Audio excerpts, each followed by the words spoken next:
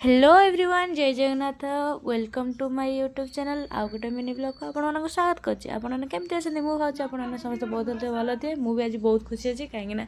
5-6 वर्ष पर मु चूड़ी पिंधि छिला काली न्यू गोटे चूड़ी नहीं आसली एथिपाई पिंधि आज मंदिर जीवी से मु भी पिंधि पकई मंदिर को जाकि पूजा भी करदेलु आ ठाकुर को एति डाकिबे आपण समस्त बहुत भल रखु आ मो लाइफ तो मु मंदिर ही स्टार्ट करे आगु बहुत मंदिर जाती एवं मंदिर जावा बंद कर देछि तार भी किसी गोटे कारण अच्छी से कारण रो गोटे फुल ब्लॉग नहीं आसबे आपने जानवे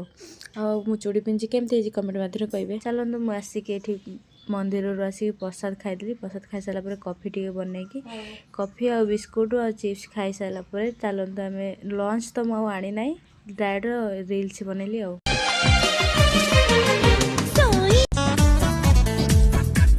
हेले केतले नहीं गला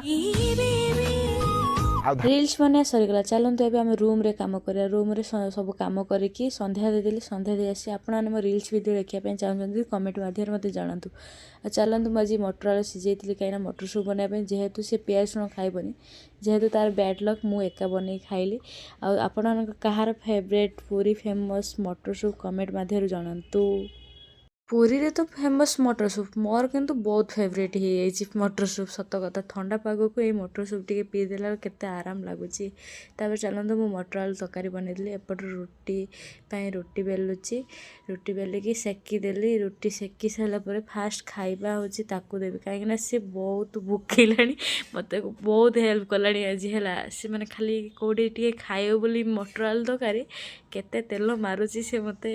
सब हेल्प सी अधा कर मु सब एका करे आज किंतु सी मत हेल्प कर कहीं जल्दी जल्दी हम जेहेतु देवी जेहेतु भूक लगे ये पचारि खाइलु केमती लगुच